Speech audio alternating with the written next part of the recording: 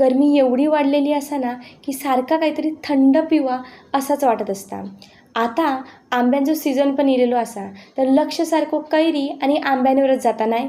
चला मग छान असा कैरीचा पन्हा बनवूया. कैरी असे बारीक कापायचे, कढईत किंवा टोपात घ्यायचे, त्याच्यावर थोडासा पाणी घालायचा आणि छान असे शिजवून घ्यायचे.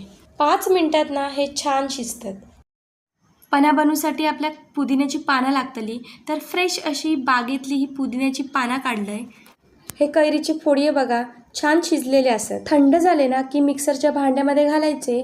1 वाटी पाऊण वाटी साखर घालायची. साखरेपेक्षा जर गुळाचा पन्हा केलात ना तर ह्याच्यापेक्षा चव त्याची भारी लागतात. मग घालायचो पुदिनो, मीठ, जिरा पावडर, वेलची पावडर आणि 4 ते 5 मिरी आणि छान बारीक मिक्सरमध्ये वाटून घ्यायचं. 1 महिना तरी ह्या आरामात फ्रीजमध्ये टिकता.